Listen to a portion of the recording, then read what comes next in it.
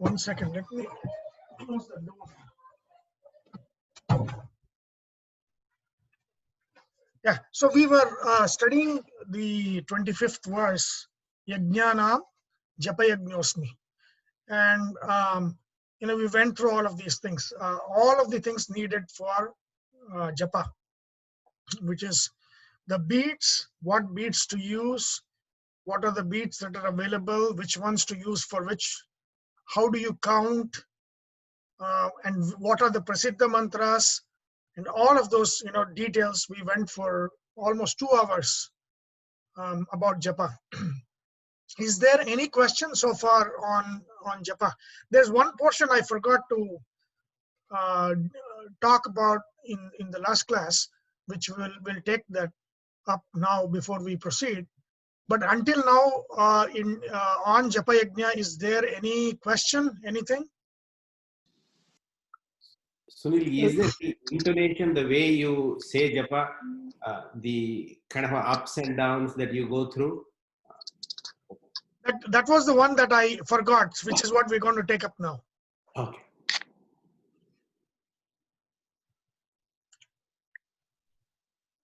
I think Sunil, the other question is on the, you maybe touched it and maybe you'll go in the future, is the bhashas. You mentioned about the 3 bhasha, samadhi bhasha, Darshana bhasha, yeah. And where is the reference? Because I tried to search for this, I couldn't find a lot of information. Yeah, that is not for japa. That is for how to interpret Puranas, the conflict between different Puranas. Okay. These are different ways to see, for even Mahabharata itself says Mahabharata has 3 meanings. Whenever it says 3 meanings, it's minimum 3 meanings. Just like Vishnu Sahasranama has minimum 100 meanings per name.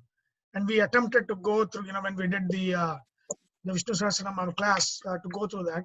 So like that is the one. Yep. So darshana is how they're talking about how they see it, right? And then samadhi is how the actual as is, right? And guhya is it is a very secretive way, a very symbolic way of representing a story, right? Where it is the story is not actually literally true, but there is some hidden sense in that story which you will have to figure it out, right? Okay. So, but that's not, it has nothing to do with the japa, because we at that point we had transitioned to how to interpret Puranas, right? So that it was in that context that I mentioned it.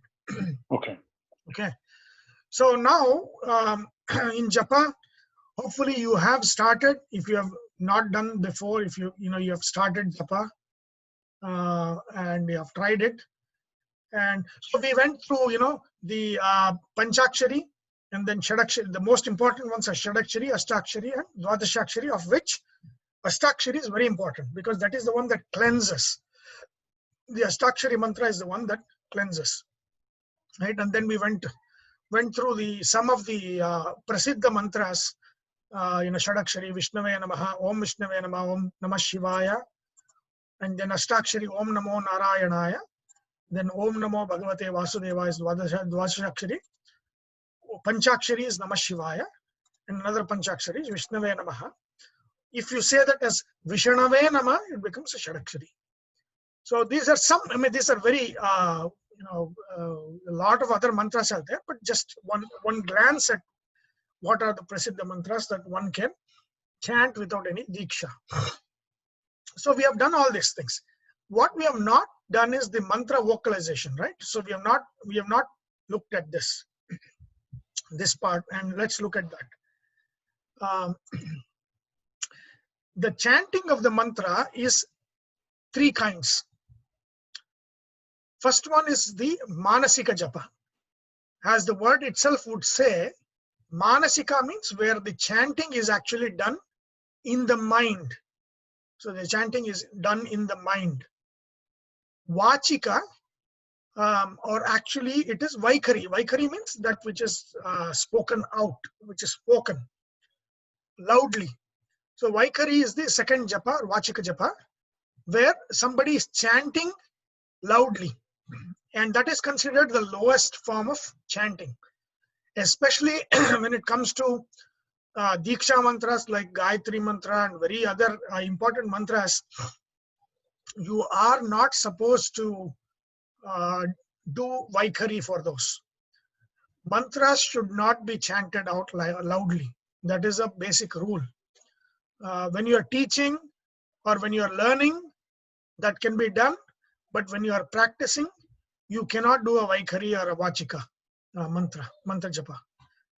It can be mental, or there is a third kind which is the best, and that's called as Upamshu. Upamshu is basically whisper. That means it is Vachika, as in it is you are actually you are making the sound, but it's a whisper that only you hear the sound. Because the more secretive it is, the better it is in terms of power. Because when it is only within you, it is Vachika, it is Upamshu, and it is more powerful to affect you. But when you do vocalize it and speak it loud, the power, it does not come to you.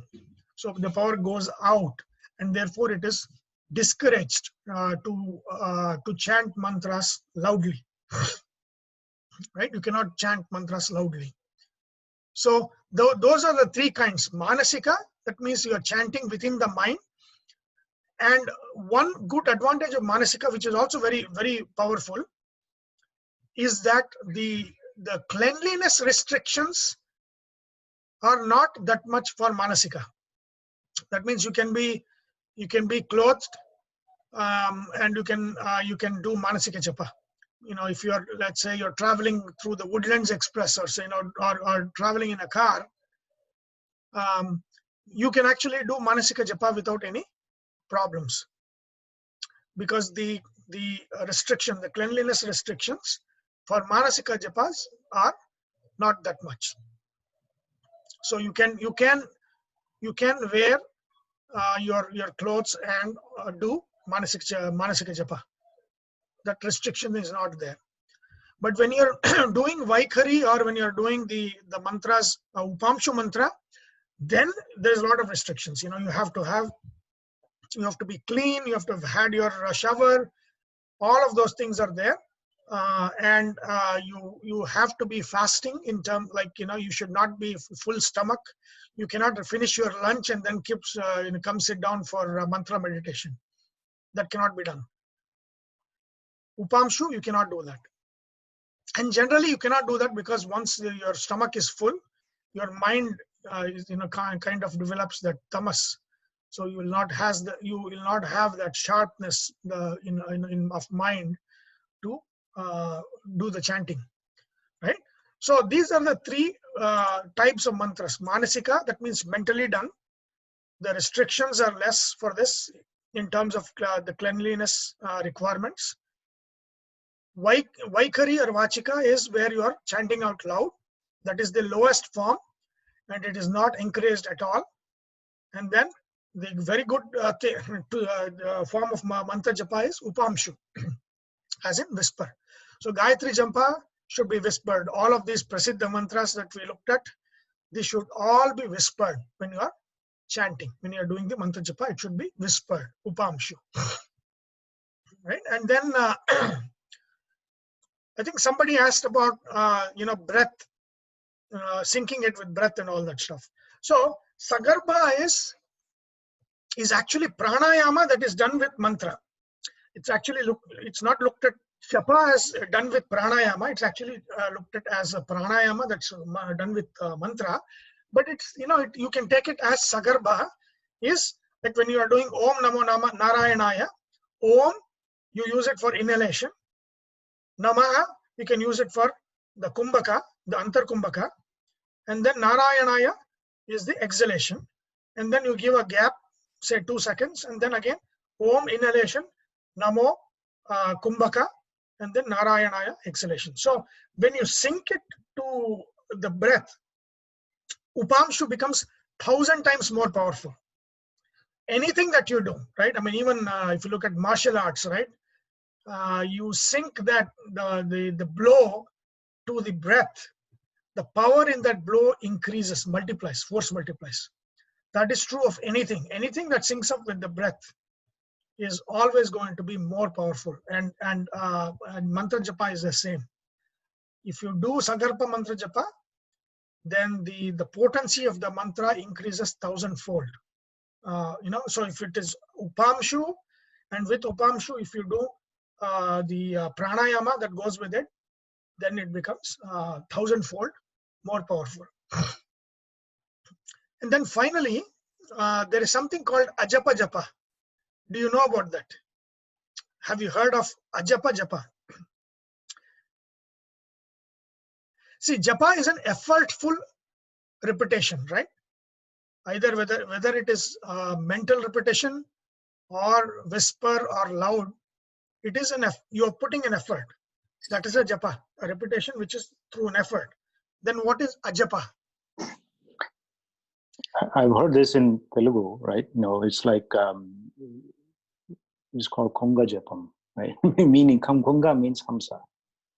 Is you have one leg standing up, you feel like you are completely focused, but you are focused on the wrong thing, and you pretend like you are actually meditating, but you are not. I don't know if that's the exact meaning, or it may be something different. Yeah, maybe I think that's different. So ajapa japa means effortless meditation or effortless japa. And you know what? There's only one ajapa japa. What is that? Sleep. No, not sleep. Breath. Breathing is called ajapa japa. Right? So whether you are focusing on it or you're not focused on it, breath is going on. Right? There is inhalation and there's exhalation, and it is seen as a japa. And the japa that the prana is doing, we are not doing. That's why it is a japa for us. That means there is no effort for us, but it is the japa that the body is naturally doing. And what is the japa it's doing? They call it as Hamsa Mantra japa. It's very, very powerful. Hamsa Mantra japa means, why is it called Hamsa Mantra japa?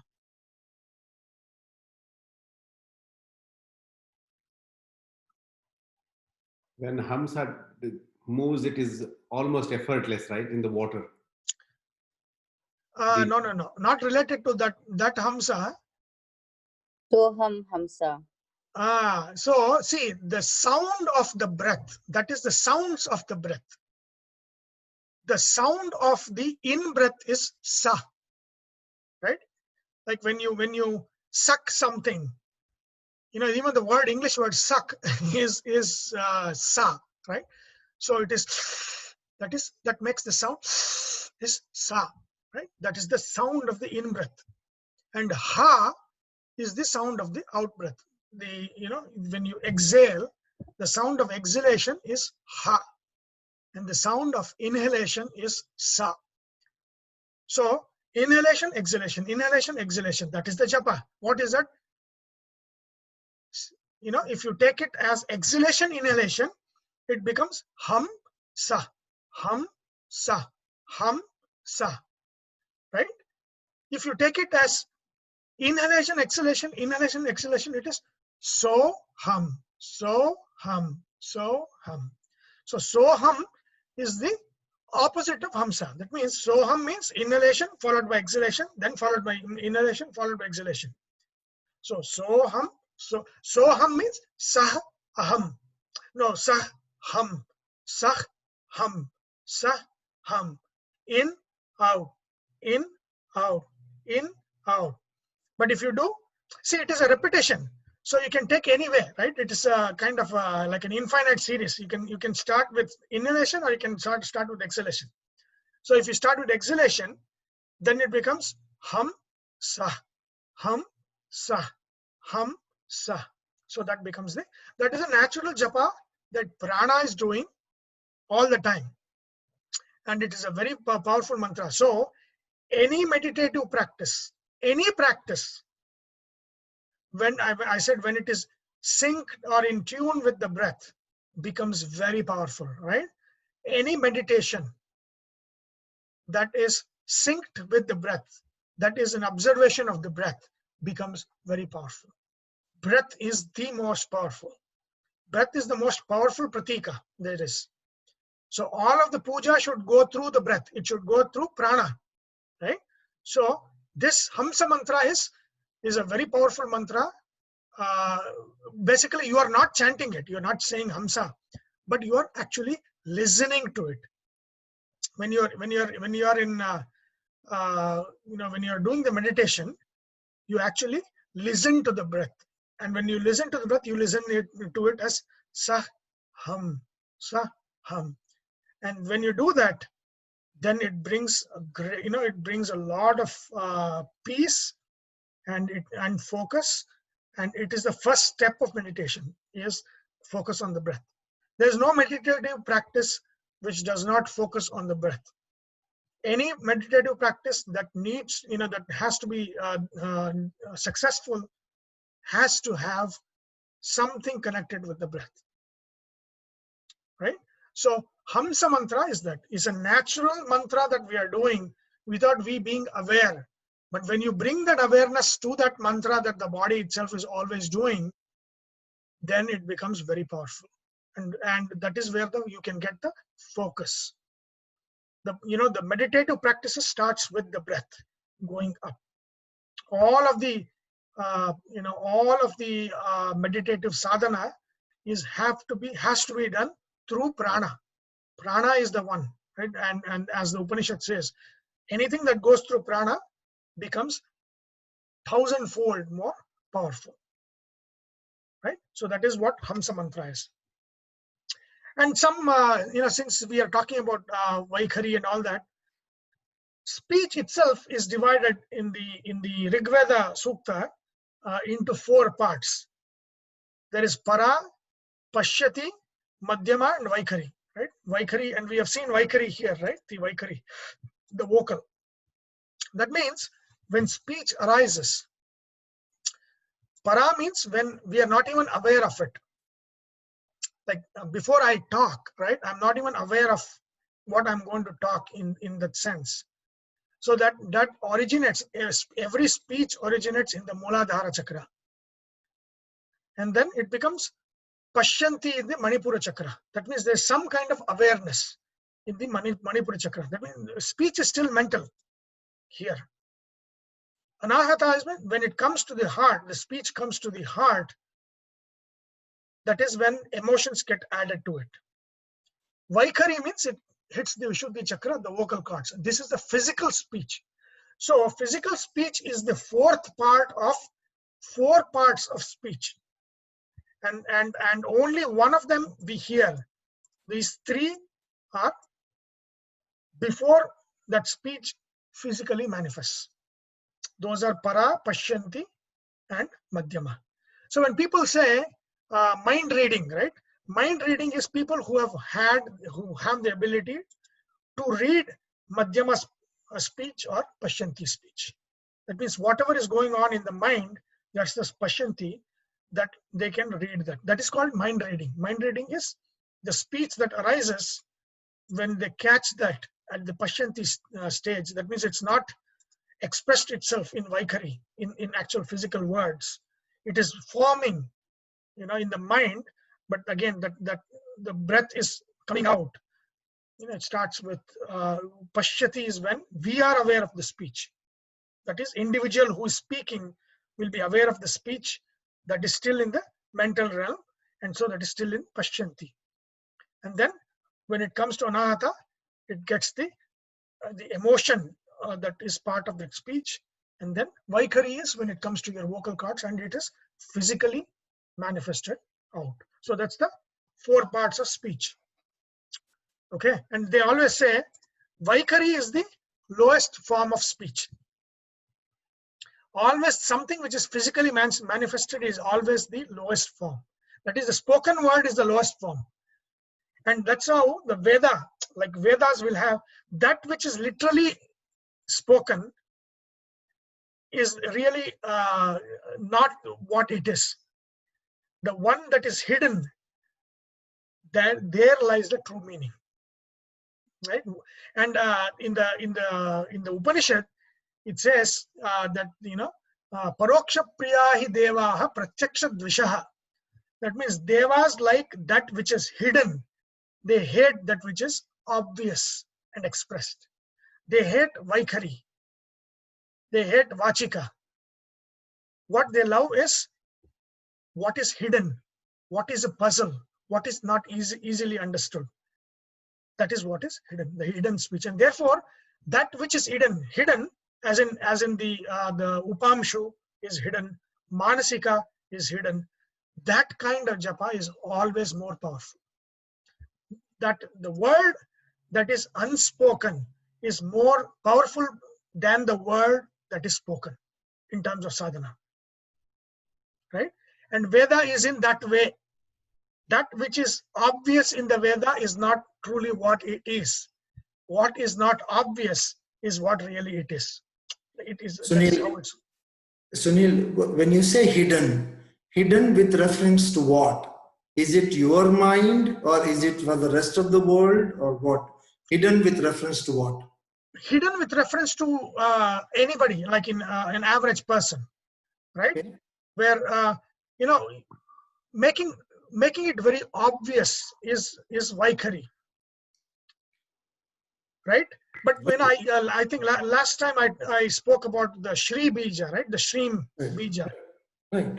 It was hidden in that mantra, in the Shri Sukta. The Shri Bija is hidden. That is the Para, Pashyati and Madhyama. That is within that. Right? It is not saying that Lakshmi's Bijakshara mantra is Shrim. That becomes Vaikari. Right? When it is hidden, then the Devatas like it. That is how it is. That means it has to be gained by your effort. It shouldn't happen effortlessly. Right? So all the Devas rejoice in the hidden meaning, right? The Vedas say something literally, and what it means is something entirely different. So that is, and what is hidden is always more powerful than what is expressed. So is this in reference, these 4 parts of speech that you're talking about, is it in reference to the jnana that we are going to get, or the jnana that you are going to go ahead and give as a teacher or something? For both of them. For both of them, okay. For both of them. So the jnana that is already there in the Veda, Upanishad, and the Puranas, right, and the conflicts that we talked about, right. Contradictions that is what is hidden. Because if you take literally, one story conflicts with another story. Right? And when we'll talk about the Samudra Mantana. The Samudra Mantana also is like that. We'll talk about that one. But the whole of Vedanta literature is literally very contradictory. So if you read the whole of the Vedanta, in the end you will emerge completely confused and hating Vedanta. Because one thing says that is what you should do, the other thing is saying you should not do that. Right?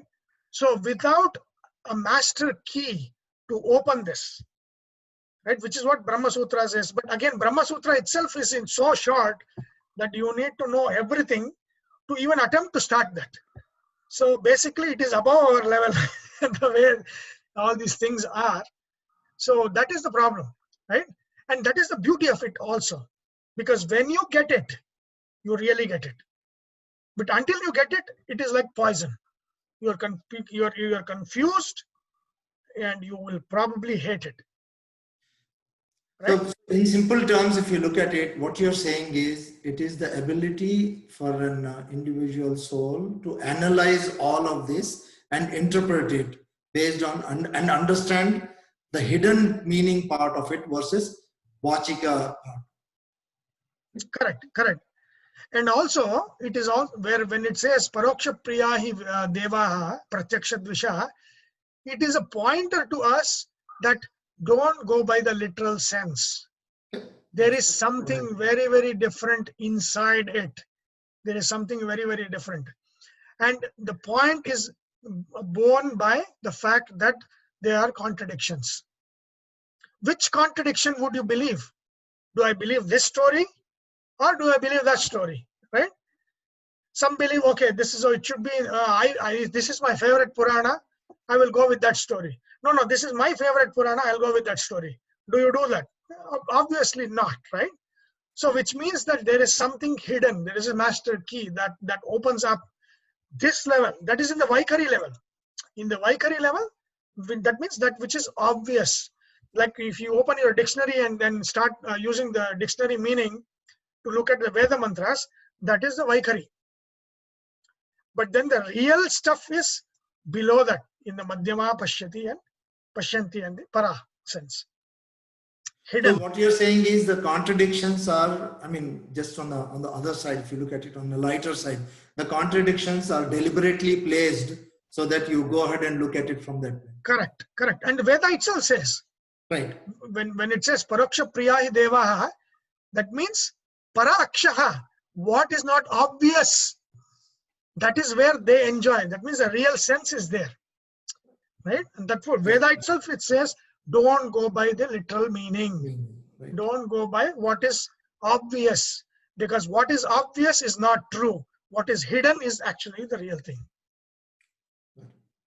And that is some key. That is something that you have to always keep in the back of your mind whenever when you're reading Vedanta, because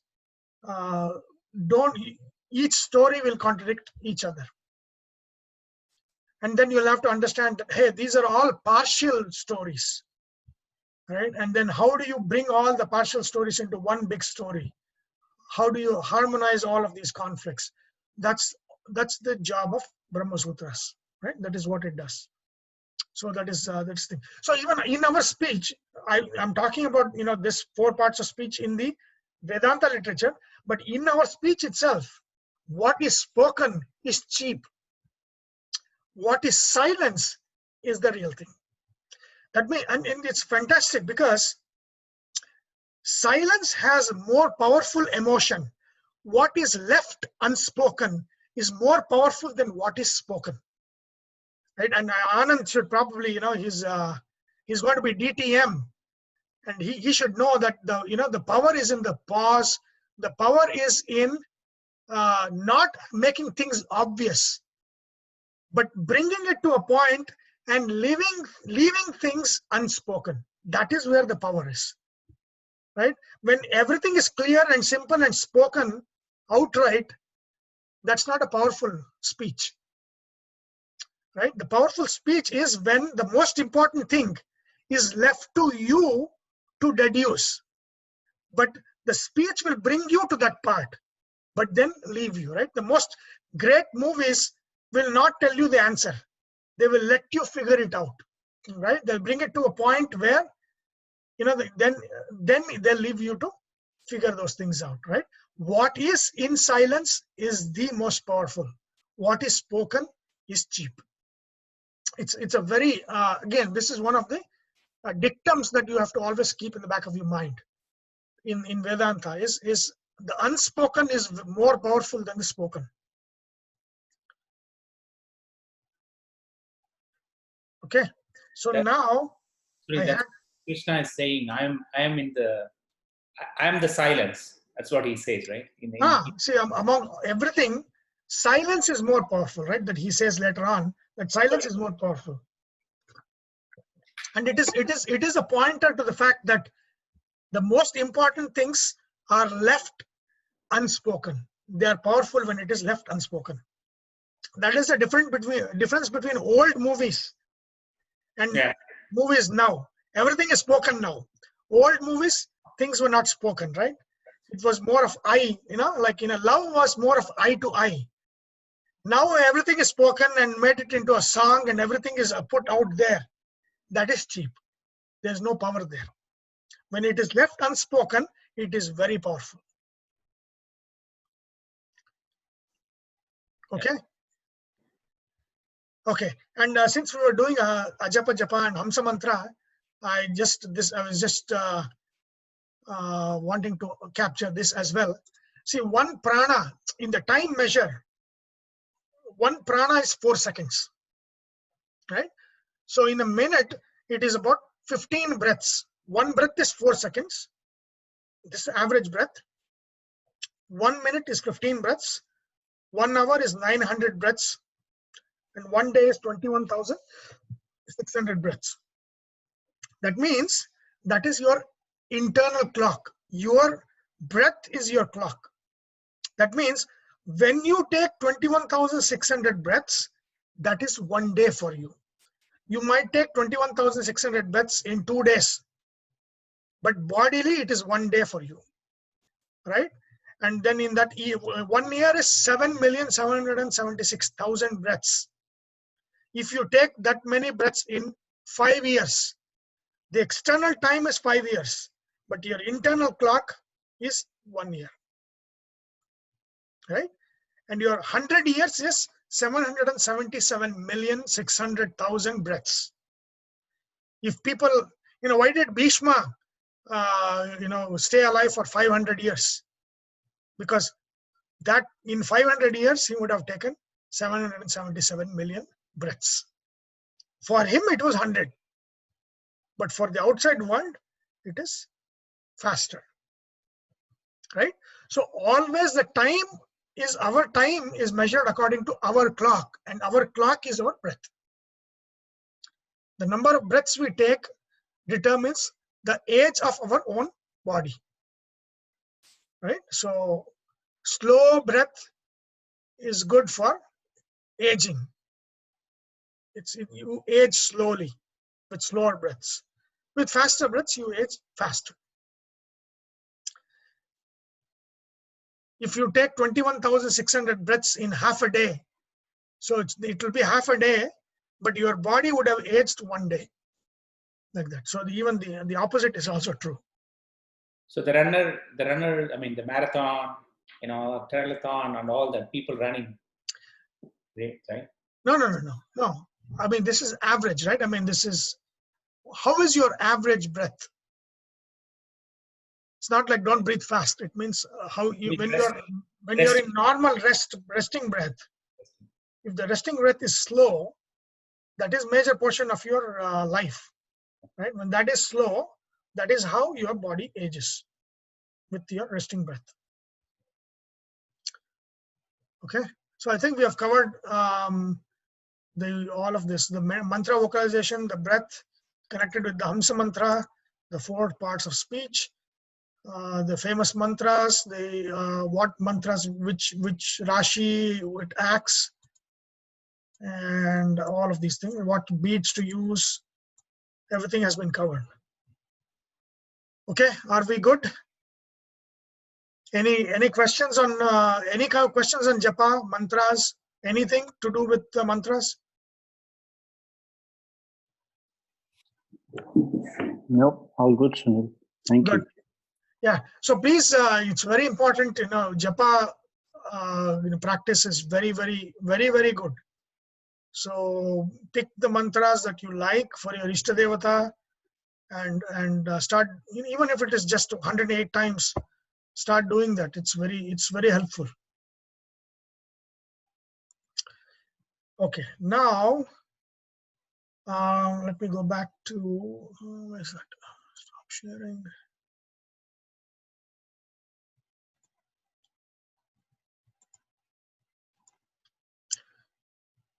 Okay.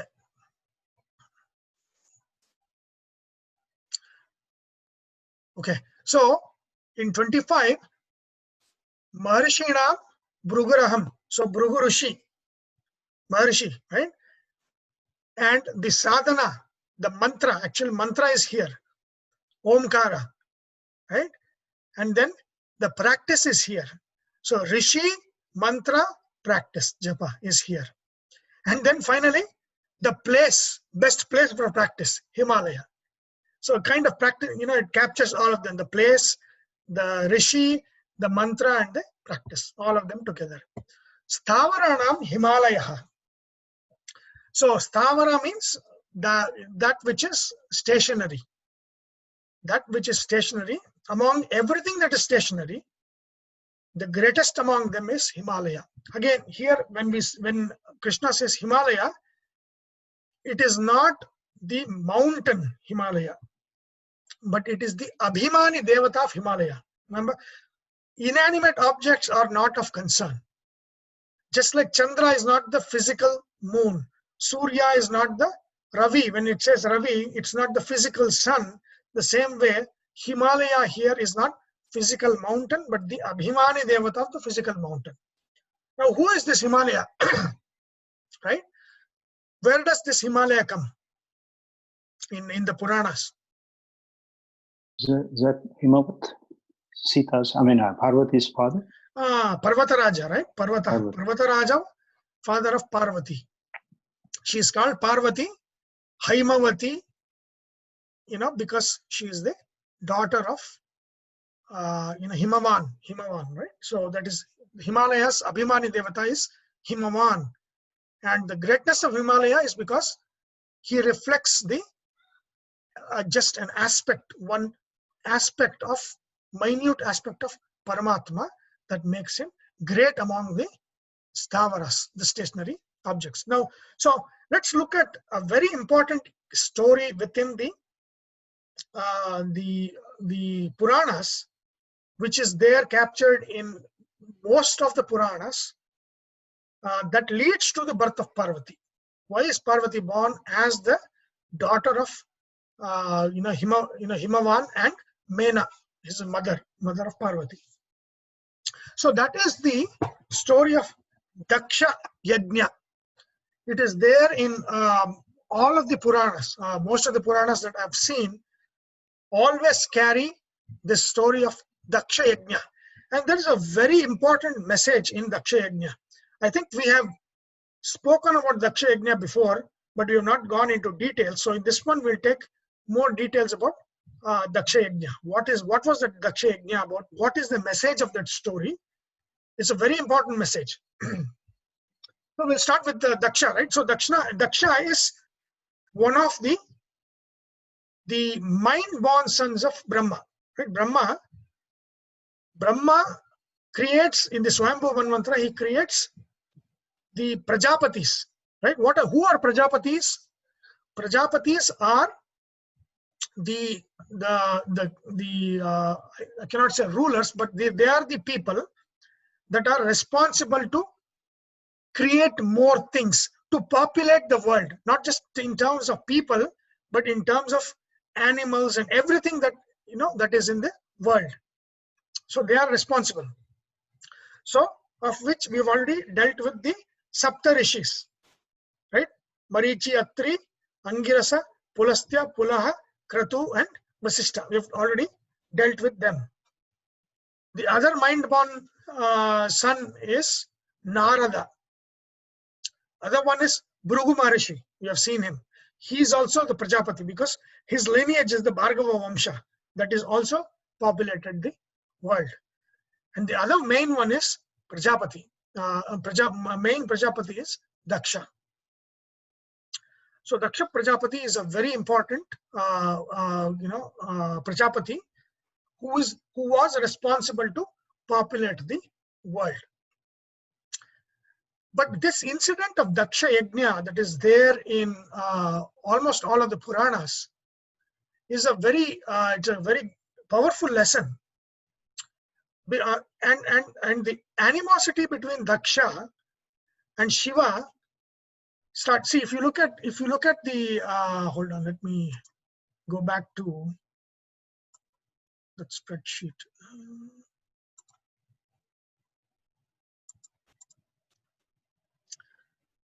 So if you go back here,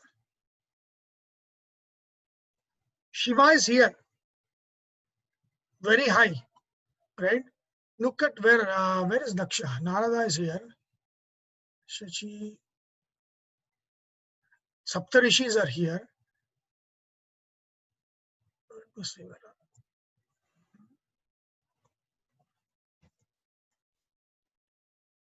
Somewhere here. Swambhu Manu.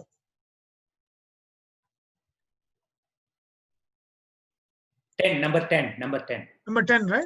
Number 10. Yeah. So he's here. Daksha, just look at, just keep this in mind. Daksha Prajapati is here. Okay.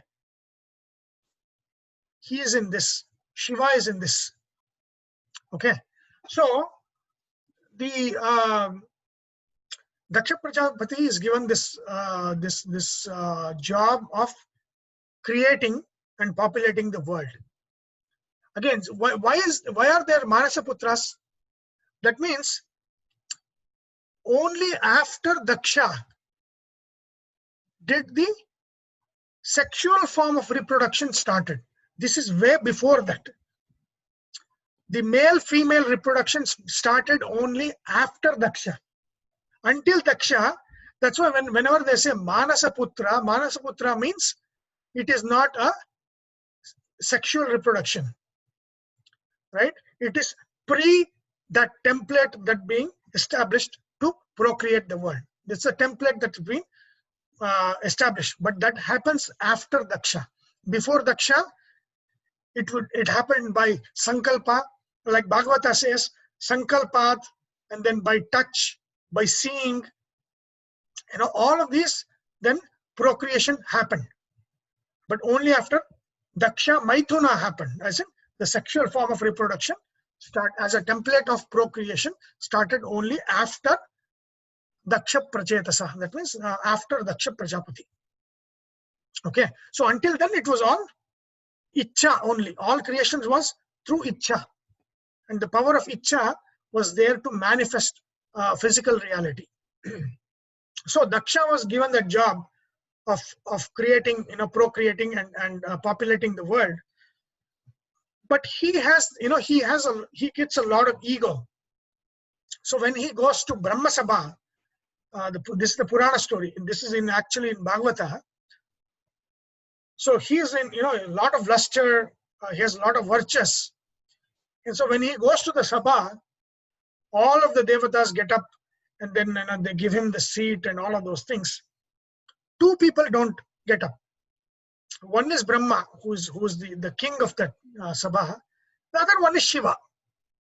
Shiva doesn't get up. Of course, he's so high. He's high in hierarchy. And so Daksha becomes very, very angry. Daksha has given his daughter to Shiva. So he becomes angry that Shiva did not stand up and respect him when Daksha walked into the assembly. So in his anger, he says that Shiva is unclean. He is responsible for destruction. He lives in smashana. He wears, ashes. And his job is very unclean and uncouth. And therefore, he is not worthy of respect at all. And because of that reason, he has no manners. Everybody stood up, but Shiva did not stand up for Daksha. So that shows that Shiva has no manners. Because of what he is doing, he is responsible for destroying. And so he is unclean. So he says this, Daksha says this, and then he goes away from this assembly. And then, and this is very, Nandi, Nandi is also there. Nandi, seeing Daksha, what Daksha said, gets very angry. And then he pronounces a curse that whosoever who does not give Shiva the position that he deserves, their sadhanas, their mantra japas will not fructify with knowledge. No knowledge is God when anything is done without worship of Shiva. He gives that curse and goes away. And then it so happens that Daksha is now doing a yajna. He's doing a yajna. It's called Brihaspati yajna, but Brihaspati yajna is a Vaishnava yajna. He's doing Vaishnava yajna. Brihaspati here means Brihati is Bharati. Brihaspati means Prana Brahma yajna related to Vishnu. So he's doing Vaishnava yajna. So the Shaiva Vaishnava fight starts from there. So it is like Daksha, because of his anger, he invites all of the deities and the rishis to officiate and then come to and participate, except for Shiva. He doesn't call Shiva. But then Sati, Sati is talking to Shiva, and Sati says, it's my father and my mother's house that I need to go to. And I don't need invitation to go to my own house. It's my parents' house. I don't need an invitation. Shiva says, no, we have not been invited. Not good to go. Sati says, no, I want to go. I don't need an invitation to go to my parents' place. So she goes to the Daksha Yajna. And then she is treated very badly, very cheaply, right? And then, she's very concerned about what is going on, because there's no mention of Shiva. All the deities are mentioned. There's no mention of Shiva. And she goes to her father, Daksha, and she asks him, why is it? Why are you doing this to Shiva? Why did you do this to Shiva, that you are treating him so badly? You're not even mentioning him. Then he says, look at this assembly. This is exactly like the Indian movies, right? Status. Look at all my guests here. They're all in suit, right? look at their luster. They're wearing all these things. Look at your husband. He's Digambara. He wears no clothes, right? He's fully smeared in ashes. He wears garland of skulls. He has Trishula in his hands, right? He's very unclean, and he doesn't deserve to be invited. How can I invite such a being into this assembly of suit? A lot of people in a big position, right? It's like calling somebody who's not wearing good clothes, where people were wearing in a lot of suit and all of those things, and they're in the party, right? How can I invite him to the party, this kind of party, because he looks very unclean? I cannot invite, right? That is what Daksha tells her, that I cannot invite Shiva because he's like that. He's very lowly, and he's unclean, and his job is unclean, and his Shiva Gana is unclean, and their Paishachas and all of them, they cannot be invited in this kind of Vaishnava Yajna. So Sati is, and then he also says, when everything is done, finally, we can separately invite Shiva and do respects to him. I mean, this is even worse, right? Let them all leave, and all these devatas leave, then we will separately call Shiva and then respect him, send him away.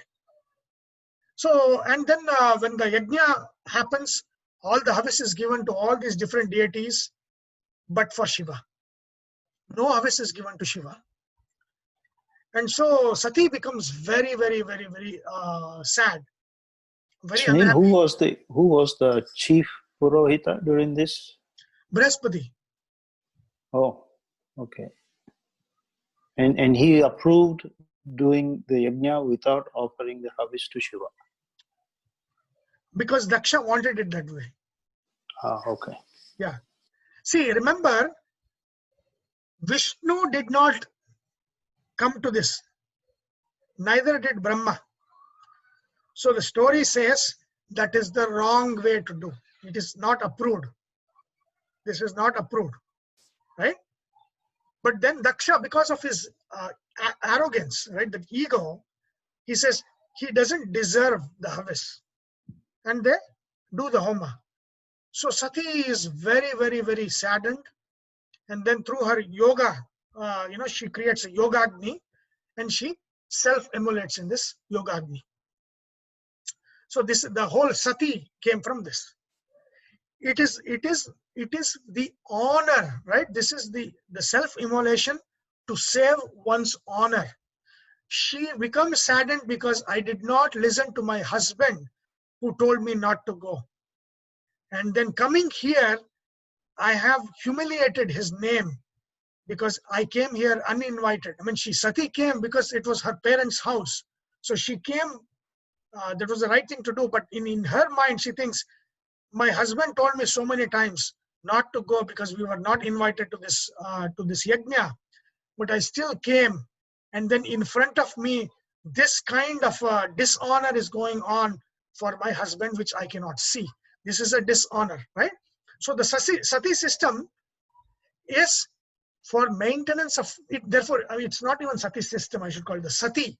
Sati is maintaining of honor. It is not like, wife is burnt when the husband is dead. That is not how it was. It was Sati did that. She maintained her honor by creating her own fire. I mean, she created her Yogagni and she self-immolated.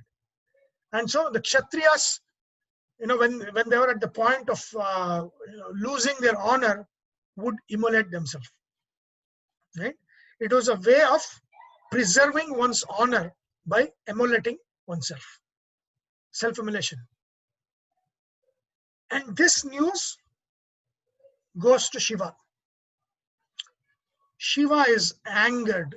Shiva is angered, and then he pulls his hair. His own Amsha becomes the deadly Virabhadra. Right? The Virabhadra. And it's a very, very ugra form of Shiva. Virabhadra.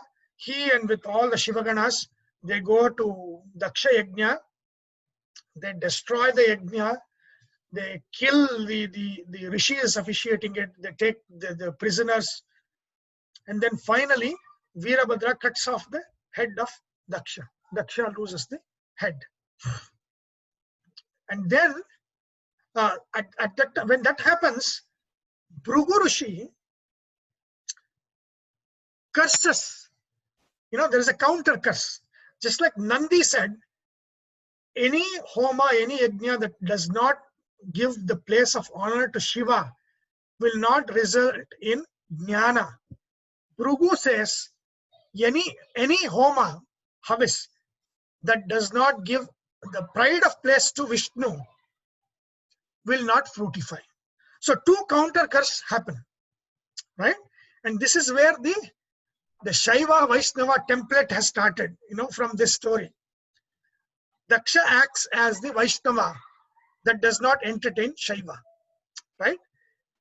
And so then Bhrigu curses that, if Vishnu is not honored, then such a yajna will be fruitless. He has to be given the top place. And then finally they're all killed. And eventually, the Devatas go to Brahma. Brahma comes and they pacify Shiva. And then Vishnu comes. After that, Vishnu comes. And then they say how useless the homa is if Shiva is deprived of havis. And then they realize it. And then Daksha is brought back to life. So the yajna pashu, which is the goat, they put the head of that goat. Shiva installs the head of the goat on Daksha. Therefore, he becomes Ajamukha. Daksha comes back to life. Then they do the proper homa as it should be done, giving havis to Shiva as well. Okay. So Shiva gets havis in any of the homa. Shiva has to get the havis. What is the message of this in all of the Puranas? There are different schools of thought, right? If you look at these are extremist kind of schools of thought where some of, I don't know what, there is a saying I think it's in Tamil. Maybe Karthik, you can remember this, that some schools of thought say, even if elephant is chasing you, I will never go and hide in a Shiva temple. Okay. Yeah. Right? There is I think it's in Tamil. It's a Tamil saying that even if that the elephant chases me, if I have to save my life and I have to enter the Shiva temple to save my life, I will not enter. That's an extremist school. The curse of Nandi becomes operative in that.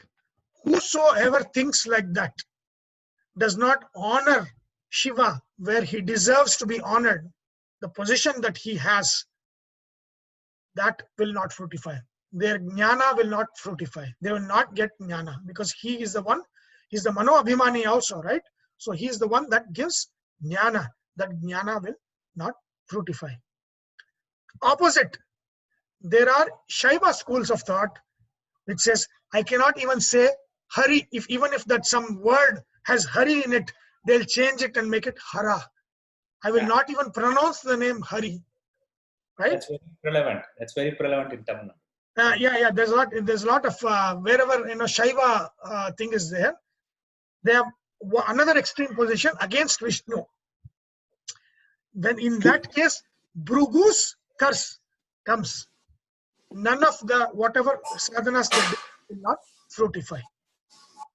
The moral of the story is the respect has to be given according to the position in which they are.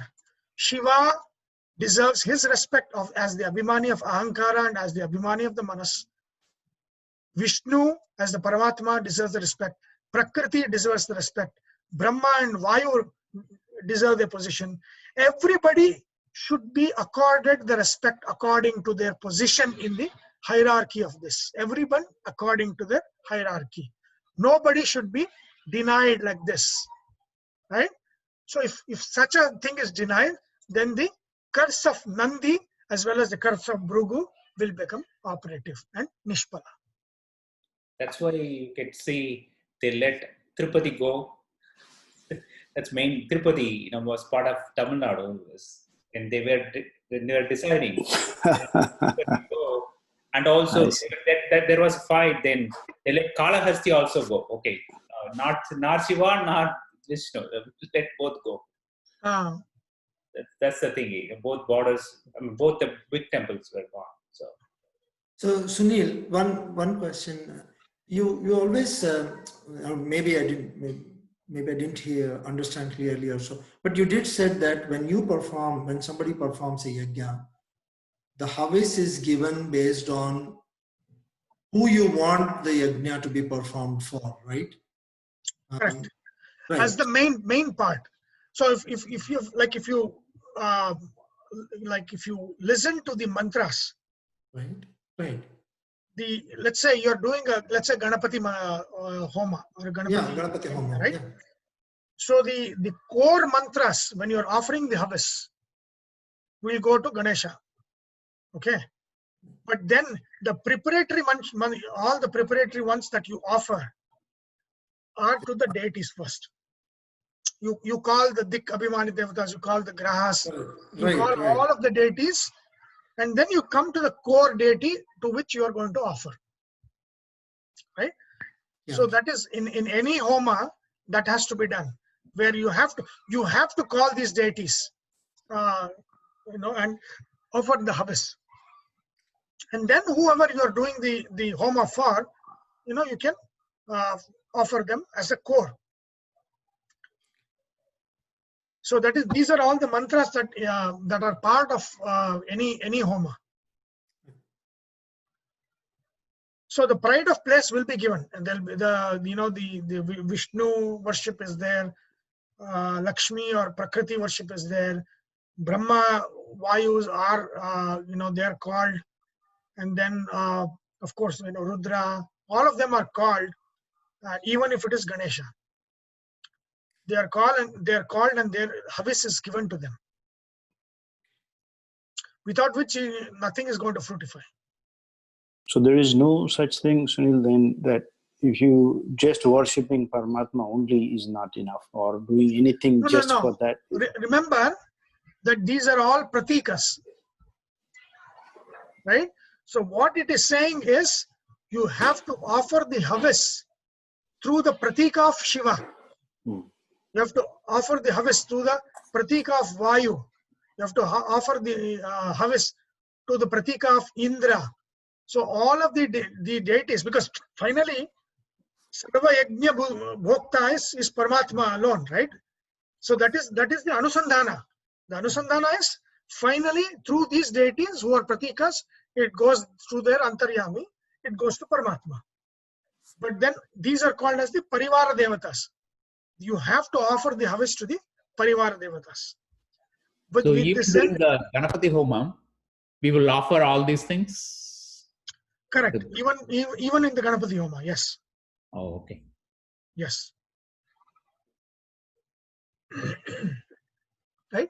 So that is the biggest lesson of the Daksha Prajapati and Daksha Yajna story that occurs in all of the Puranas, and that is this kind of this kind of not offering the Havis to Shiva or not doing it for Vishnu, and how finally it so happened that Daksha learned the lesson and started offering the Havis to Shiva, and how the curses of Nandi and the curses of Bhrigu apply to those who ignore Shiva or who ignore Vishnu. Any significance of the goat's head, Sunil? No, that is the Yajna Pashu. So Ajamukha, that is, I said, right, there is actually five tattvas that can join the Ketu. Right, so you have Ketu, right? Ketu is headless, right? So any graha that joins Ketu, that graha becomes the head of Ketu. Okay, so there are five tattvas. So let's say moon is with Ketu. That is Jala Tattva. For Jala Tattva, it is like Nandi, right? The Gomukha. For Prithvi Tattva, if Buddha joins Ketu, there is a Buddha Ketu Samyoga, then that becomes Ajamukha, Prithvi Tattva. That is where Daksha comes. This story becomes operative there. Ajamukha for that Buddha Ketu. So Buddha Ketu, what any graha with Ketu, what it does is, see Ketu, what is Ketu? Ketu is something that is withdrawn. Right? It is, you're not going to the world. You're withdrawing within yourself. You're withdrawing. Sannyasa, right? Ketu is a sannyasi. Ketu is not connected with the world. Ketu is private. He doesn't have friends. He just sits at home, right? That is Ketu. Now, if you bring a graha, that graha tattva, what happens? You will lose touch with that tattva. It's called as losing touch with that. So if Buddha Ketu comes, then you will lose touch with whatever that Buddha stands for. Right? If Shani and Ketu come together, then you will lose touch with the sense of touch.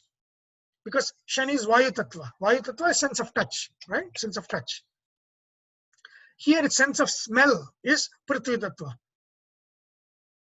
Then if Chandra and Ketu join, sense of taste, that, losing that association with sense of taste. Your taste is haywire. Not just eating taste, but taste means the likings, right? What you like and dislike. You'll become very disconnected to those things. Right? If you have Agni Tattva, then it is Hanumukha, right? And then Akasha Tattva, Gajamukha.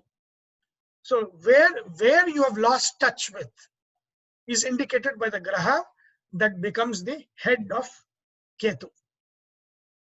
And by worship of that deity, you get that touch back. You get that sense back. That in the Jyotisha, that is the sense of this story. Ajamukha means you get the sense of smell and everything associated with that. Connection comes back. For him, see, Daksha, why Daksha lost his head? Because of the mistake that he did. He was headless. He did a mindless act. The mindless act was not to give Havis to Shiva. It was a mindless act. In all our horoscopes, all our mindless acts, who does it? Ketu. Ketu is headless. So anything which we mindlessly do is ruled by Ketu. For that our mindless mistakes to go away, you have to do the japa of the deity that gives head to the Ketu. So when Daksha got goat's head, then he regained the sense what has to be done.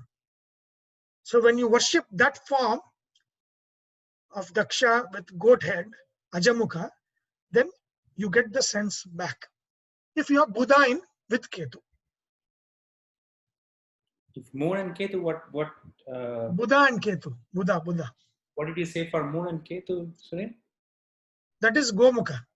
Gomukha. If it is Jupiter and Ketu? Because it's Ganesha. Ganesha. Yeah, it's called Ganesha Yoga. Jupiter and Ketu is very good.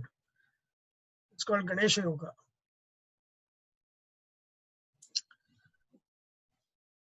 Okay.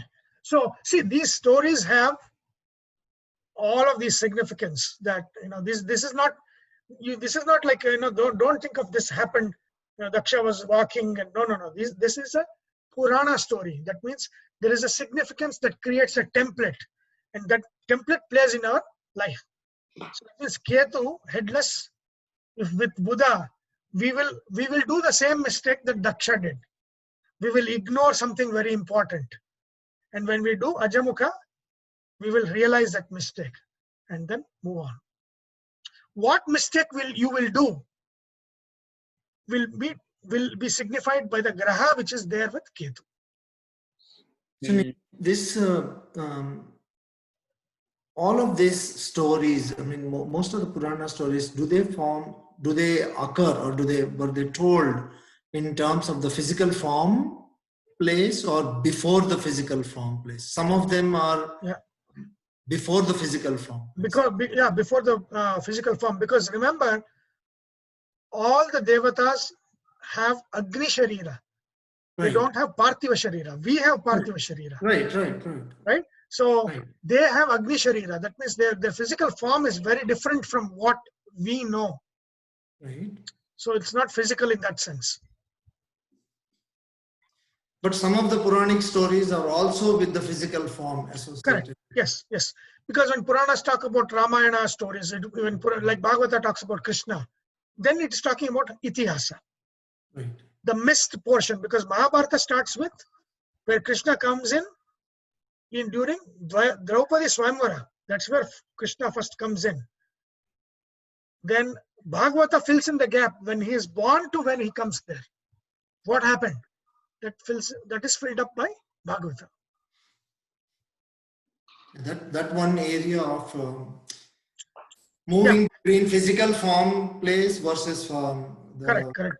So any Purana is both Pauranika stories, which is templates, as well as Aitihasika stories, which is historical, historical truth. So both of them are mixed.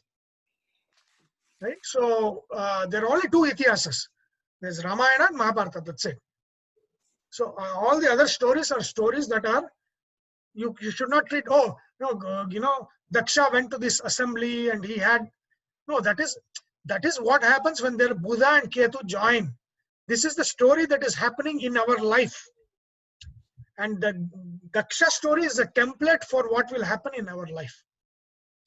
Right? That is a Puranic story. That means Buddha and Ketu will give you a certain kind of mindlessness where you ignore something, like how Daksha ignored Shiva.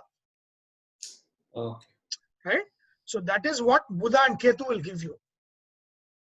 And then once he gets Ajamukha, and that's the reason why he lost his head. Once he gets Ajamukha, he realizes the defect or the mistake that he made, and he gets back his sense. So when you worship Daksha as Ajamukha, then the defect of Buddha Ketu goes away. Okay. Right? So that is very important. Thank you, Sunil. Sunil, this story is a part of Bhagavata Purana or Shaiva Purana? All Purana sits there. Shiva Purana.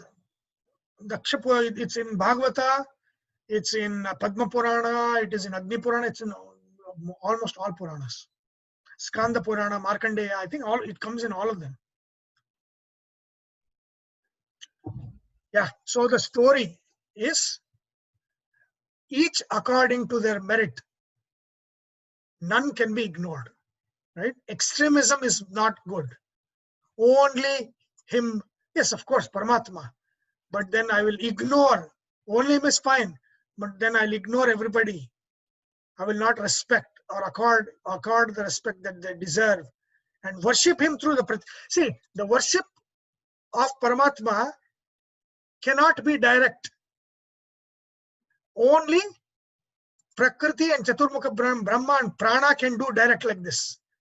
For all the others, we have to approach Vishnu through the pratikas of these deities only. There is no other way, right? And finally it says the best and final way is the pratika of Vayu, Mukhya Prana. So through the Prana pratika, when you do it, that is the highest that your pratika that you can, according to the Upanishads, that you can worship as. So Rudra is a pratika and the worship should happen through him.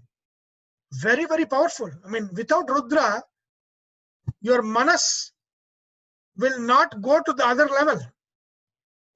That means you're not understanding. If you're not understanding, how do you get the truth, right? Jnanam ichet Maheshwarat. Without Maheshwara, there is no knowledge. So no knowledge, nothing happens, right? So very, very important that the puja has to be, the worship has to be done to all of these devatas, especially Antakarana devatas. Manas, Buddhi, Ahankara, Chitta. These devatas, very, very important because they are the gateways through which to approach Paramatma. Got it? So why is Saraswati always associated with education and not Shiva? Is it just, I guess, our misunderstanding, or? No, because Saraswati, Bharati, they are the Chitta Abhimani Devis, right? Abhimanini Devis. What is Chitta? See, remember the Gita in Action things. Yesterday I posted this thing. It was about, what was that? The Indian civilization and the historical thing that's required, right? The education that Subhash Kak had written about. Why do we need that, right? Why do we need to develop that foundation, right? If you want a big structure, you need to have a deep foundation. That's true of us as it's true of construction. Both of them are true. Now, how do you do that? It's through education system, right? So now, Manas is the one through which you acquire. Buddhi is the one that gives you the judgment, what is right, what's wrong. Ahankara is the one that creates identity, right? Identity is very powerful. If you identify yourself as incapable, it will drive everything else to Manas to think that it is not capable of handling things. If the Ahankara thinks it's capable, it will drive the Buddhi and Manas to think that it is capable and hence approach things, take risk, do things, right? Ahankara is very important. Developing Ahankara is, but how do you develop Ahankara? I mean, when I say Ahankara, not ego, I'm saying self-confidence. Ahankara, self-confidence. You need Chitta. What is Chitta? Chitta is our samskaras, right? Samskara means what is in our minds, how we are educated, what has been put into our minds. That can deflate our ego, inflate our ego, or make us realistic. How we are taught determines what we become, determines how our ego is, how our confidence is. How confidence will determine how we think and what we do, right? And therefore, Chitta is Vidya. Chitta is nothing but Vidya, right? The Chitta means is memory. And memory is filled by what? Education. So, Chitta Abhimanini Devis are Bharati and Saraswati. Right? Ahankara is Garuda Shesha and Rudra. Ahankara. Confidence means Rudra should be there. Manas is also Rudra. Right? And so, without Rudra, there is no confidence. Without Rudra, there is no understanding. So this is very, very important because there are Antakarana Abhimani Devatas. So they are very, very important to have. Okay. See, if you come down here, see, Indra and Kama, right? Indra becomes Indriya Abhimani. From here downwards, these are Indriya Abhimanis, right? Indra rules the hands. Of course, Kama is Indra. Kama is desire in the mind. The desire is still in the desire phase. Buddhi, they are ruled here. And then from below here, these are all different devatas that rule the senses. Include Ganesha also comes down. Right? Ganesha is the Tattva Abhimani. So he's the Bhuta, Akasha Tattva Abhimani.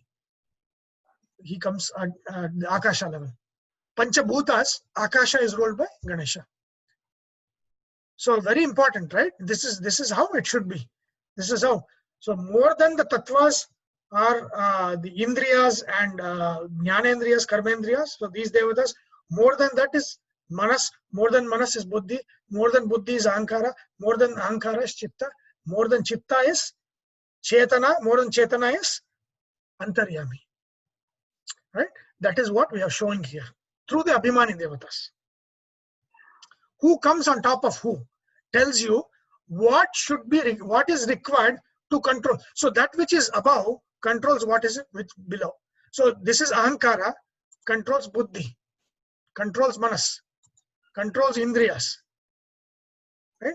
Ahankara controls this. And here, chitta controls ahankara. Chetana controls chitta.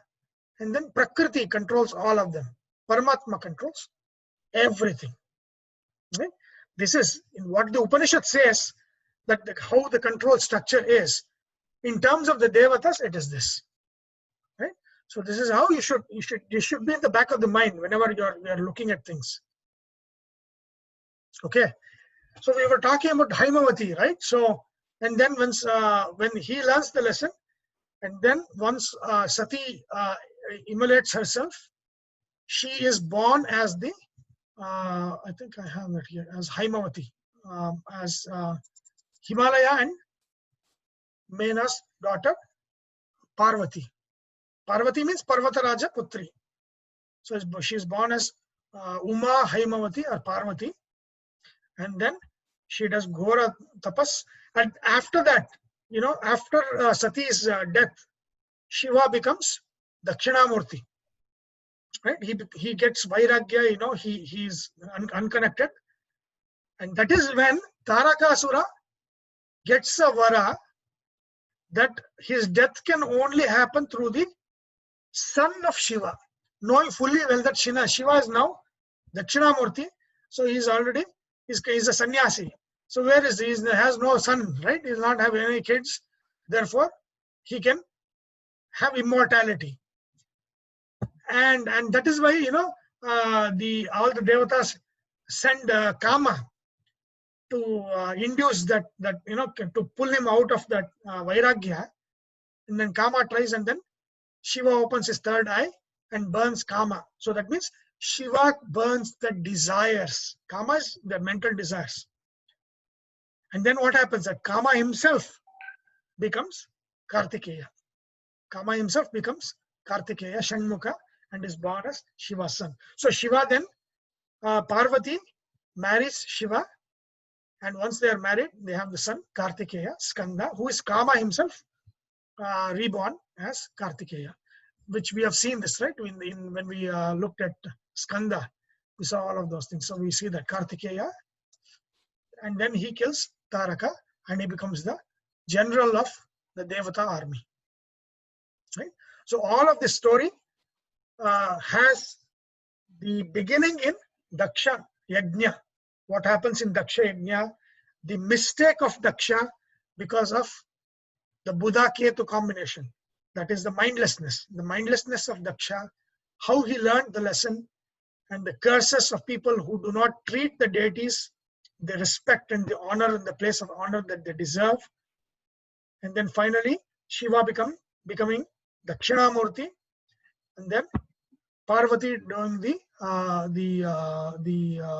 tapas, becoming Shiva's wife later on, and then they get Kartikeya, who is Kama himself, reborn, and then Kartikeya kills Taraka, and he becomes the general of the Devata army. He's second in line after Indra. Okay, so that is the Himavan. So among all the Stavaras, I mean, that means among all the stationary, I am Himavan, means I am the Himalaya. Himavan, that is the Abhimani deity of Himalaya, the father of Parvati. Okay, so we have covered the story of Parvati and all of those things. Any question? Yeah. One question on Dakshinamurti, he sits on, crisscross, or I mean, sitting on position. I see one, he steps onto one other kind of, I don't know, it's a Rakshasa or something. He steps on. Is it, who is that Rakshasa? If you see Dakshinamurti picture, you can see that at the bottom of the feet, 1 feet, there is one, this thing, I mean, kind of a Rakshasa face person there. I don't know what that is. Maybe it's your ego.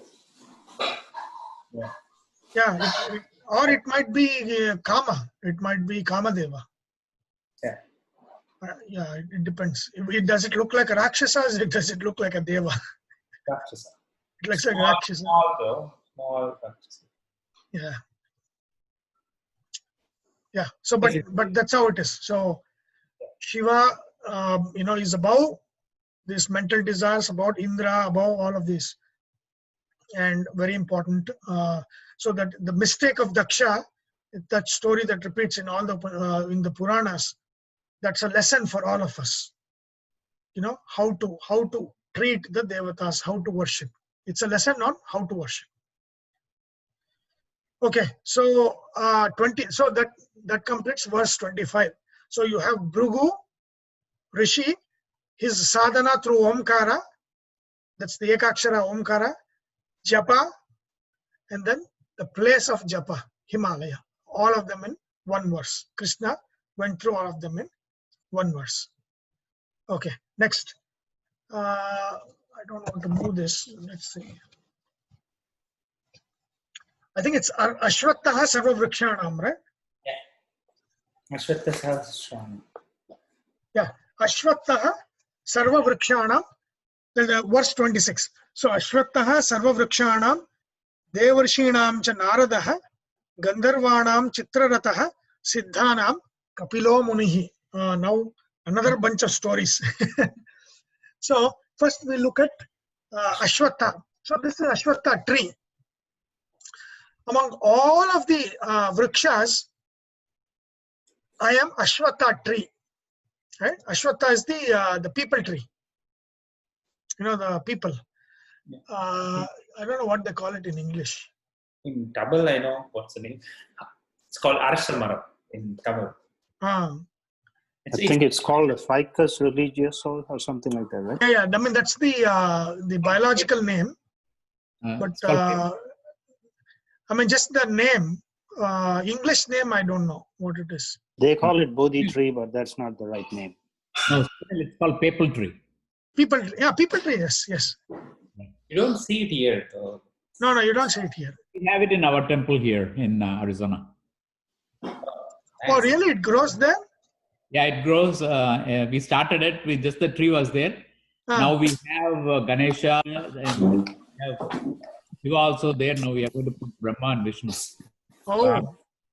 It's a true Arasamaram, right? True Arasamaram, yeah. The Shilpis, they liked it, and then someone donated it, and then we planted it, and it started growing. I will show you, Sunil. I don't know if this thing I can rotate. Which one? Can I rotate the camera or no? You can. You can rotate the camera. There is icon. Just rotate. Is it iPhone? Switch. No, it's the iPad. Then you iPad should also have the switch. What is that? That's the people. That's Arasamaram. That's the people tree. Oh, you have in your house? In the backyard. In a small pot. In a small pot. Wow, maybe we should get one from your house. That's a very... So what I did, I will show you. It's very funny. I cut the top of the leaf, and I'm growing just in the plain water, right? Okay. And it started sprouting. Wow. You should It's give like- one to us. I can give you this, Sunil. Yeah, it's, I don't know what these are. I don't know if these are roots or what. But I just cut it. I couldn't throw it away. I felt bad. Yeah, So yeah, I just yeah. put it in water. And after 6 weeks, it started sprouting. It is very, it grows very well. I mean, it is, you can put it anywhere and people tree will grow. Yeah. Right? They kept it in Chatham actually. Chatham is also having. Yeah. So people, you can go around the pot every day. Pradakshina. Very good. Right? So, Ashwatthah Sarvavrukshanam.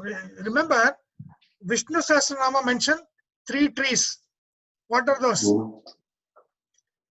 Negrodha, Udumbara, and Ashwatthah. It's also the names of Vishnu. The tree names are also names of Vishnu in Sahasranama. Right? Negrodha is what? Banyan tree. Banyan tree. 3 important trees. Banyan tree.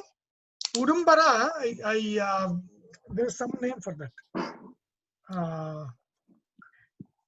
I forget the name for Udumbara. What they call in the Ashwatthah is people tree.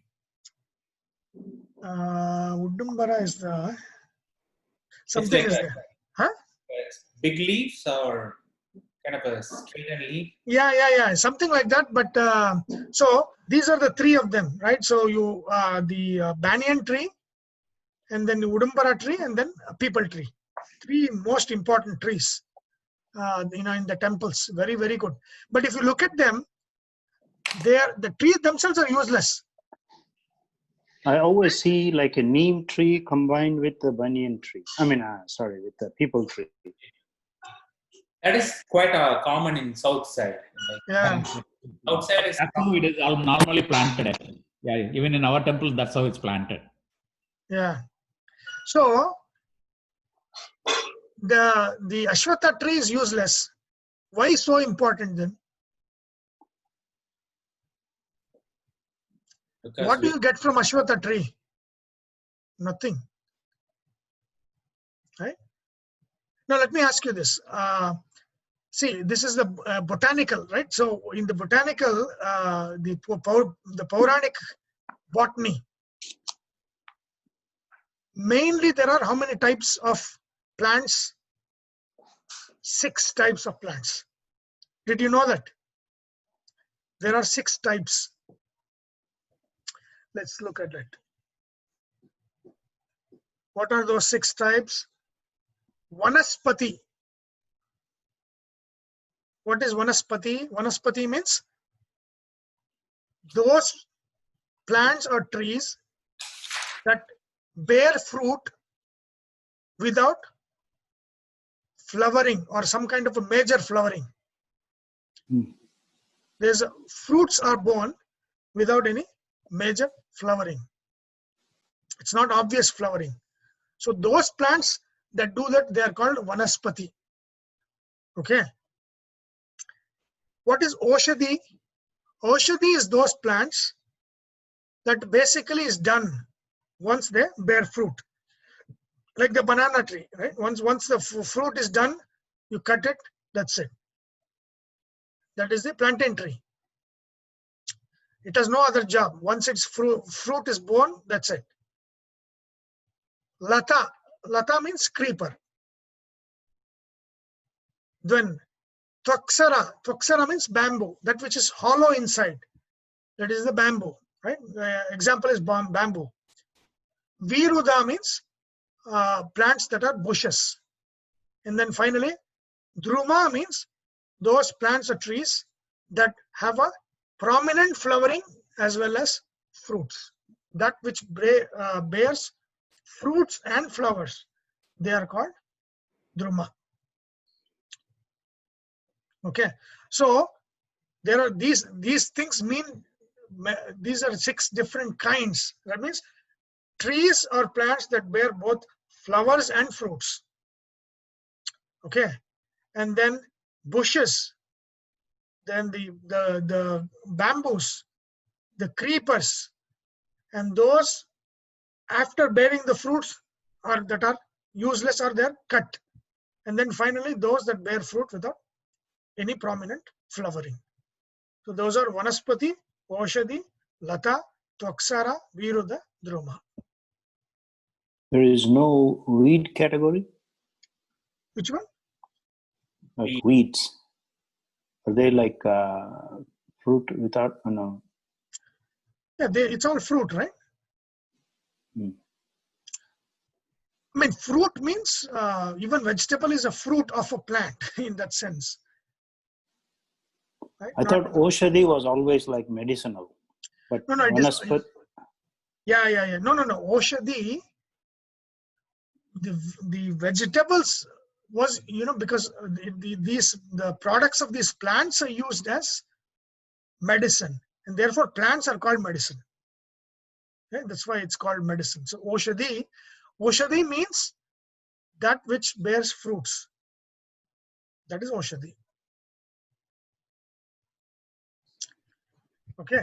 So these are all the different kinds of plants there are, of course, there are many other different groupings, but this is Bhagavata kind of, this is a gross, just a major, a big picture, 6 different kinds of plant kingdom, right?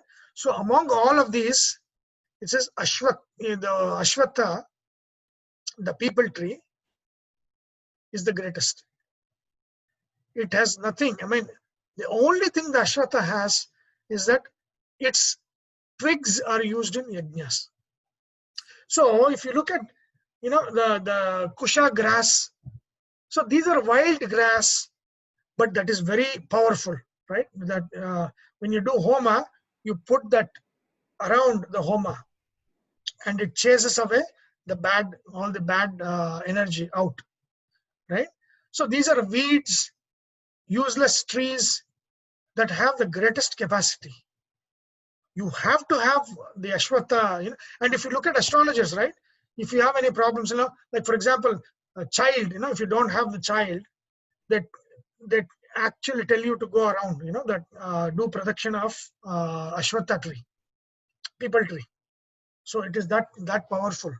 People tree is that powerful in removing the effects, the bad effects, that which is obstructing. If there's something good that needs to happen and it's been obstructed, the Ashwatha Pradakshina actually removes that. So that means I'm going to get that thing from Venki. Yes. So I can put it here. Let me know when you want it. I'll bring it to sure. you. Yeah. So very important. Okay. So people tree, another thing about people tree is that, and that is related to Ashwatha Vriksha. In the Gita, the universe is referred to as Ashwatha. The universe is like Ashwatha tree.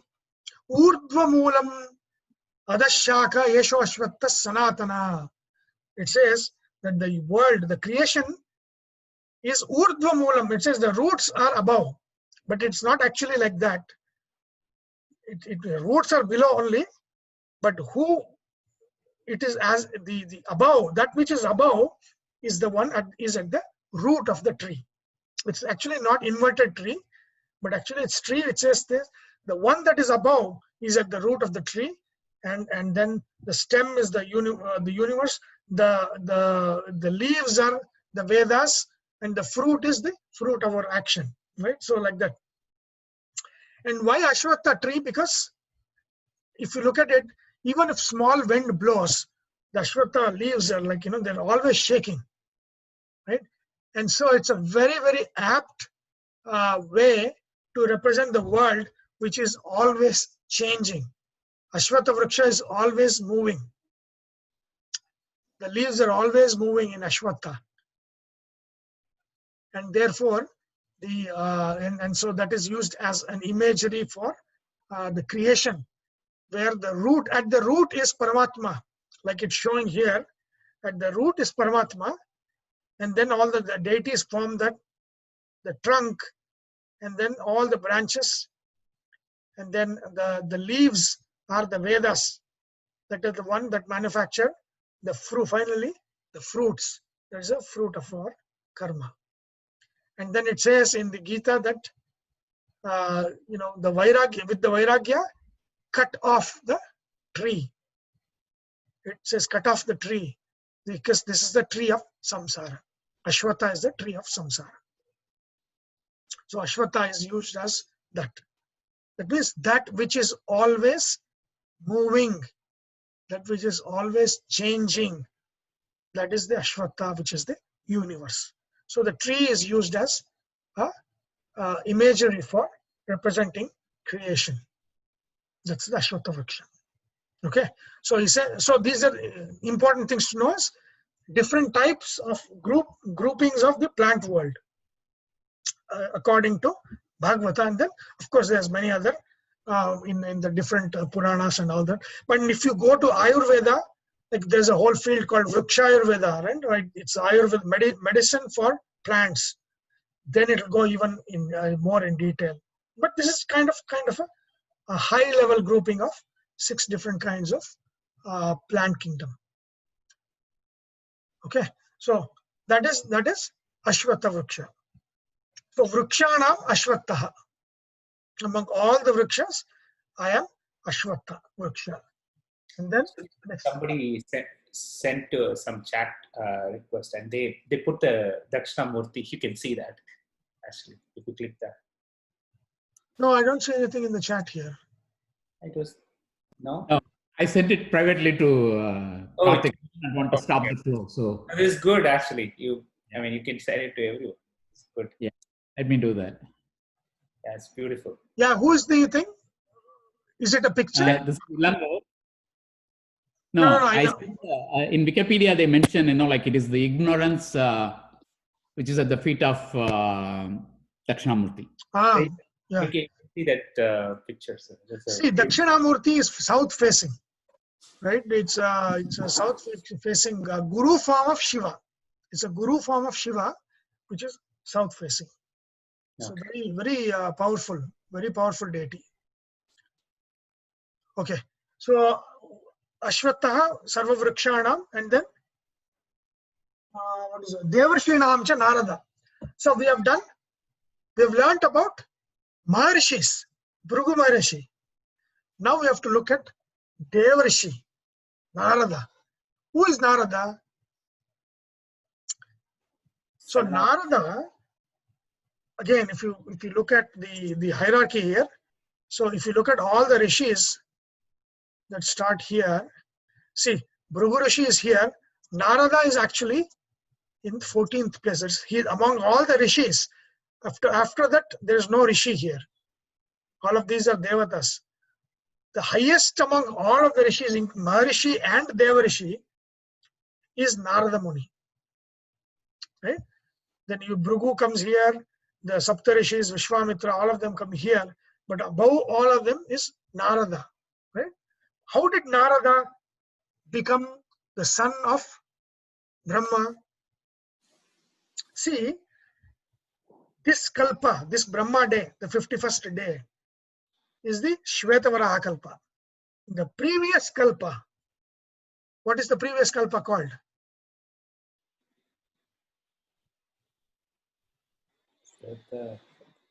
The previous day, which is actually the first day. We are in the second day. Swam. Huh? What is it?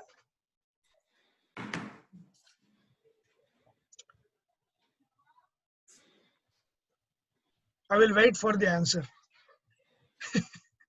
No, I'm not able to pronounce it. Swayambhus. No. That is Manvantara.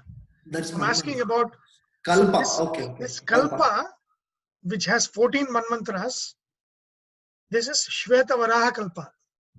Vivaswan. No, Vaivasvata Manvantara. Again, that is the current Manvantara that we live in. But my question is, what is the Kalpa? Padma? Padma Kalpa? Padma Kalpa, correct. Yeah. Padma Kalpa, correct. So Padma Kalpa, in the Padma Kalpa is when Narada was born first. As what? Who was Narada? Narada started off as a Gandharva. Narada was a Gandharva. Right? And then, so he was among all the singers. Who are Gandharvas? So these are the singers and kind of, they're the entertainers of Swargaloka, Gandharvas. Of course, they are Mukti Yogyas, they get Mukti and all of those things. But Gandharvas are basically, deities that are art, they preside over art, singing. Do you know any other names of Gandharvas?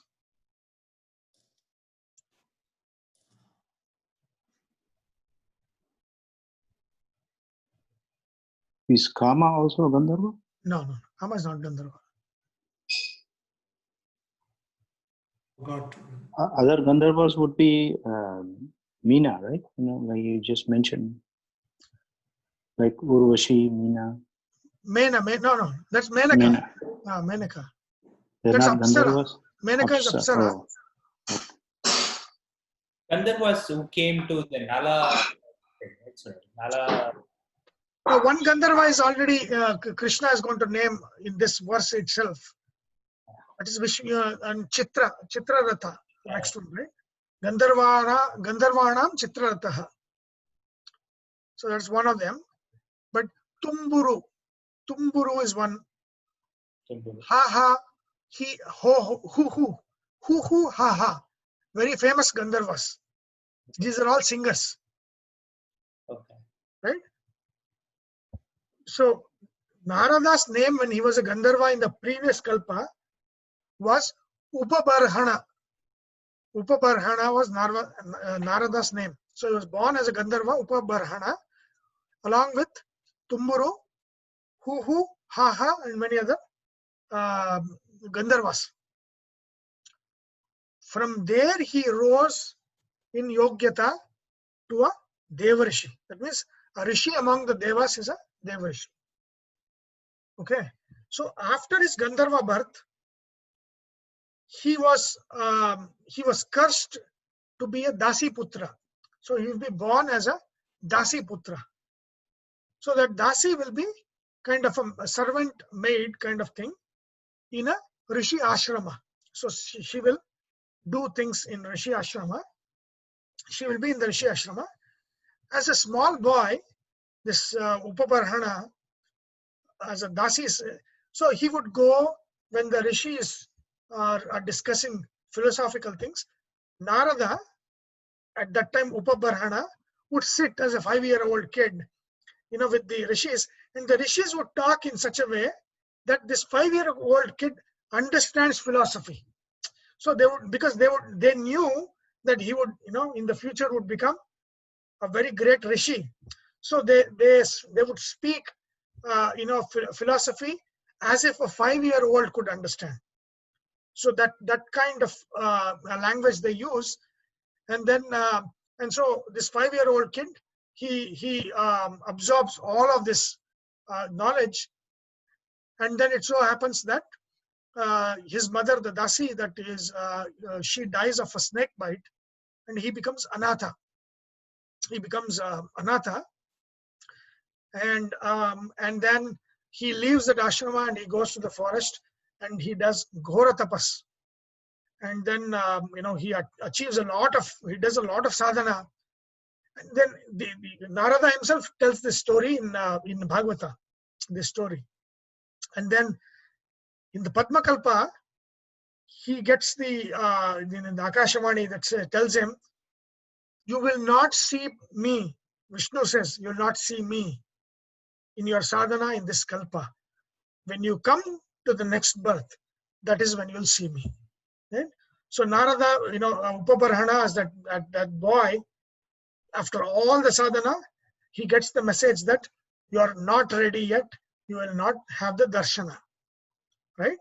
And then in this Kalpa, he is in the Swayambhuva Manvantara, he is born as Brahma's son himself. That boy, because of the power of the sadhana, is born as Brahma's son, Narada. He becomes Narada Muni. And then he will have Sada Darshana. That means he's always have Paramatma Darshana all the time. Right? Who is this? Who is this Abhimani of? What is Narada Abhimani of? Do you know? Has to be music. No, music is fine, but music is what he expounds, but he's Abhimani of what? Narayana. No, Abhimani. Abhimani. Chanting. No, not chanting. Manas, is it? Manas. The inner voice. Oh, mind voice. The inner voice that we hear, right? Telling us. He rules that. It is that voice that we hear, the inner voice. That who is that? That is Narada. He is the Abhimani of our inner voice. Narada Muni. Right? And also, Sunil, every story, right, any major, like even Ramayana or even Mahabharata, everything has a beginning with Narada. Always says Narada provoked Valmiki to write Correct. Ramayana. No, but and also because he's cursed to do that. Daksha curses Narada. Because what happens, see, Narada does a good job. So Daksha is responsible for procreation, right? I mean, to create, to populate the world. So whenever his sons are born, he will tell them, right? Why do you want to become worldly, right? Become sannyasis, because that is the most important. And they would not move ahead and do sadhana, right? And Daksha is like, every time I will have some kids, this guy gives them vairagya and they are not procreating, right? So then he curses him. He says that, you will always be going around this world. You will never stop anywhere. And that is the curse he has. He's a Jangama. That means he's always moving. There is no one spot. And he's Kalahapriya. He will be the cause of all fights. That's the curse of Daksha. Daksha curses Narada. That you should not be in one place. Right? See, look at this, right? Stavaranam, Himalaya. Himalaya is Stavara, stationary. The other Stavara is a tree. Tree cannot move. Then the Jangama is Narada, because he cannot stay in one place. He cannot stay in one place. He has to always move because of the curse of Daksha. Right? And then he is Kalahapriya, in the sense that he is the cause, but again, which ends in a good thing. It is all because of good things. And also, isn't Narada's Veena also called Tumburu? No. Did that other Gandharva was born as a Tumburu? Or? No. It's called Mahati. Oh, sorry. Yeah. I think I've kept, hold on, it should be there. Yeah, you mentioned. Chitrarata, Bhrugu. Narada here, right? So it's Brahma's Manasaputra, right? Upaparhana and Dasiputra, learning. Mahati is Veena. And then, what is his greatest contribution? Bhakti Yoga, Bhakti Sutras, right? For Narada is the one who has expounded the most on Bhakti. He says, there is nothing for me other than Bhakti. He's the epitome of Bhakti, is Narada Muni. So he says, so Narada Muni, from a Gandharva and as a 5-year-old boy in the previous Kalpa, attaining that sadhana and attaining the position of the Deva Rishi, the Rishi among the Devas, born of Brahma himself directly, and then being cursed by Daksha, that he will not remain in one spot, he will always be moving all the time, and he will always be responsible for causing fights. And that is Narada. And he is there's a work called Narada Bhakti Sutras. His exposition. Again, of course, whatever remains today might not be pure. It will be probably very corrupt. But that is one of the things. He is responsible for Bhakti. He is the Bhakti Yoga. Bhakti Marga is the biggest proponent of Bhakti Marga is Narada Muni. And there is a kind of a belief that his avatara is Purandara Dasa. Right? Purandara Dasa came to establish the Carnatic music, right? What is now called as Carnatic music, and Bhakti, expounding Bhakti. So that is the one kind of thing, the belief. Okay, so that is Narada, and I think we have 12:30. Narada, then which one? Chitraratha. Yeah, the next two you need, there's a lot of stories, especially for Kapila. We'll have to, because it's Sankhya Yoga, and then who is Kapila, what did he propound. It's a new field of study that he propounded. So it needs time. So we will take it up next week. So far, in terms of the japas, the other aspect of japa, Vachika, Manasika and Upamshu and all the other things that we have studied, and then Ashwatha tree, and then Daksha's story, the message of Daksha's story, very important. That's the most important piece of this class. And then, of course, Narada and what he stands for. Any questions on those?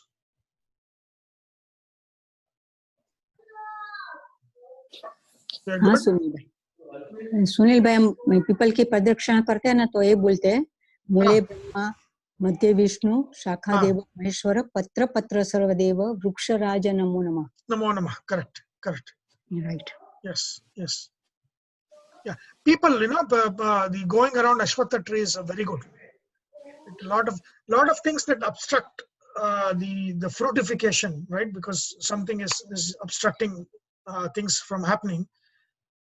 Ashwatha Pradakshina removes those things. That's quite interesting. Like even in Tamil, it's called Arasamaram. Arasa means, like he's a king. That's a tree. So, like the moment she said that, like the name's same actually.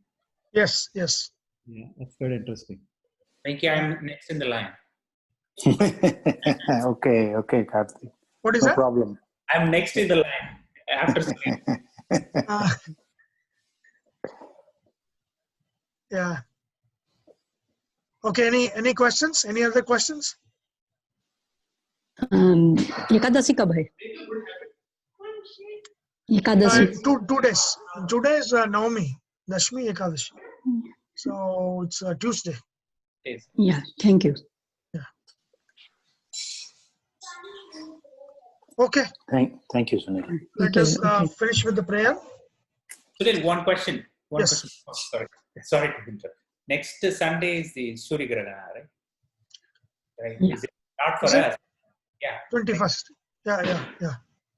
Any suggestion, any japa that you think we should do? Any one of those mantras, especially Ashtakshari. Do Ashtakshari mantra. But again, that will be in the midnight, right? Because it's a day there. It will be midnight here. So the next day, you'll have to do it the next day.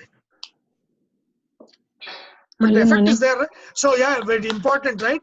Anybody who is Mithuna Rashi, Dhanur Rashi, very important, to take care.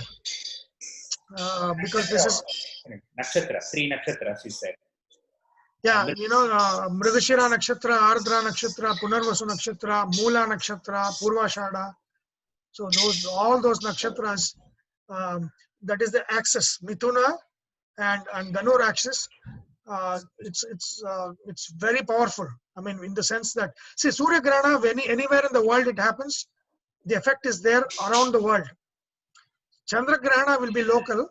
Surya Grahana is around the world. And it's not a good Grahana. This Grahana is not good. So whoever has a Mithun Rashi should be very careful, especially in terms of health.